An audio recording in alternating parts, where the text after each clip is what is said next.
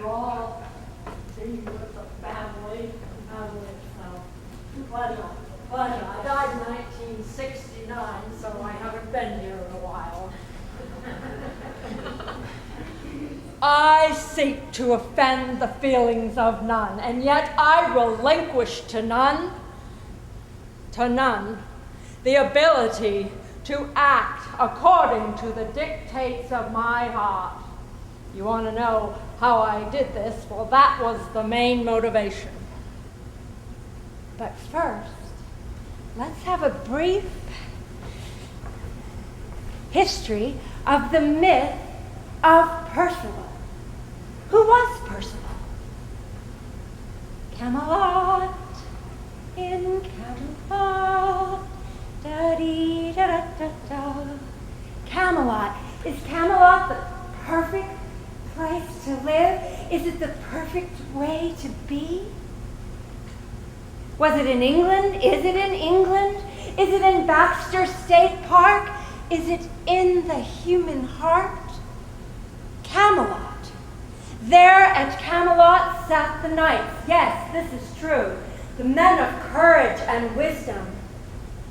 One night, Percival was raised by his mother because his father was slain, his blood going onto the earth. His mother didn't want him to die, so she raised him in the woods. And he learned the big picture. Percival learned his order in all that is. When the other knights saw him, they did not think he was manly, but he did sit at the round table. And in fact, Percival was given the guardianship of the Grail. So what's the Grail? Is it a vessel? Is it a cup? Is it a woman? Is it a man?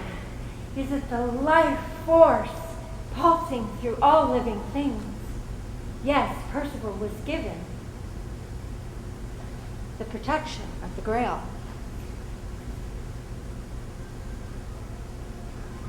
So they asked me to come this evening. I'm glad to be back.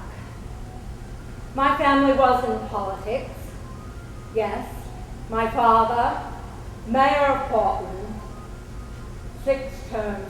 We were glad to have him out of the house that much, but you needn't tell anyone.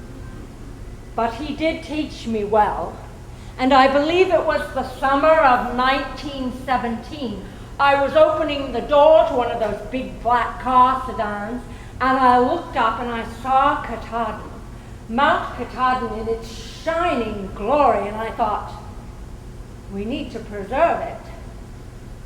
I was watching the way the automobiles were coming, and man was moving faster, and I didn't think we should give up the mountain, sacred to the Indian people, for untold time. Now, I went to the federal government. That didn't work very well. I wanted to do a nature preserve, but they didn't. And then I went to the state, and they were very busy doing other things, I suppose.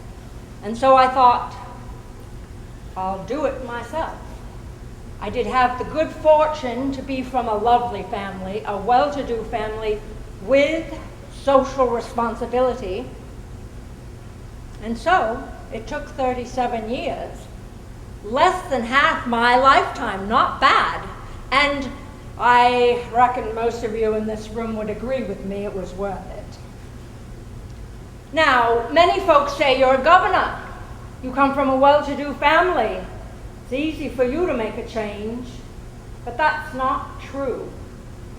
Each and every one of us, as we're doing something that's difficult, has to face a challenge.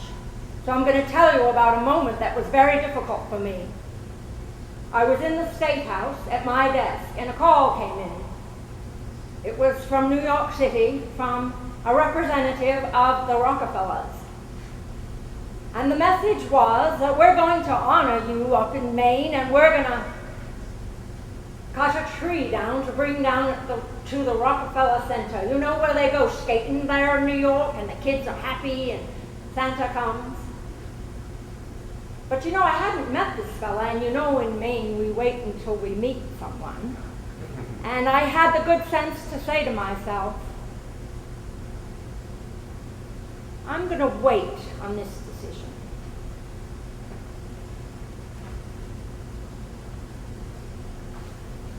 Yes, you guessed it. I'm the spirit of that tree. Oh, you think that we just stand still and tall the whole time? We're multifaceted and very sensitive, the trees. As you know, we give you your oxygen. We make what you call chlorophyll, and then we do what you call photosynthesis, and it's a fantastic partnership. That day that he spoke of, I was quite nervous, and I didn't know why. Something foreboding was about to happen.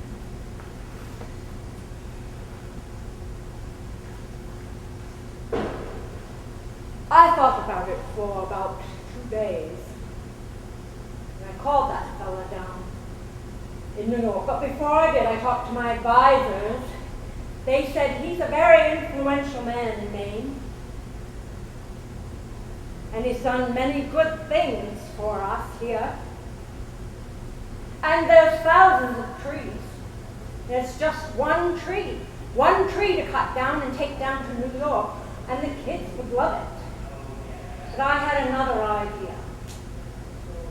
I asked to speak to Mr. Rockefeller on the phone, and I said, how about you bring the family up?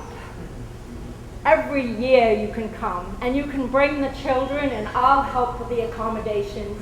You come on up to Maine, and you can keep coming on up to Maine. There was a silence on the end of the line, and it wasn't an easy thing to do, I tell you. But I think it was the right thing.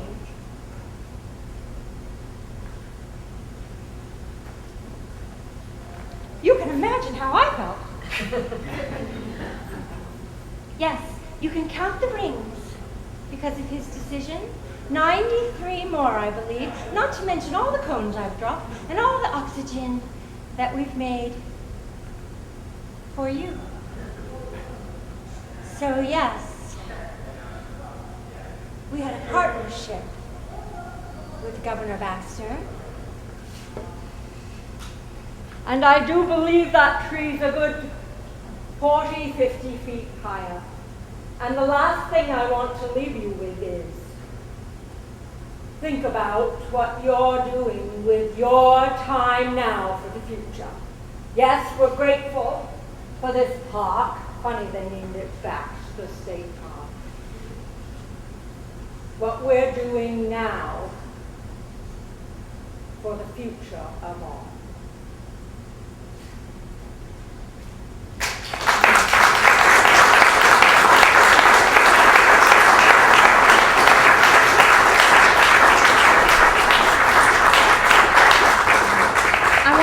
My own dad, I'm Sarah Pletts. My friend Laura Campbell's about to sing. My father, Donald Pletts, we just lost him.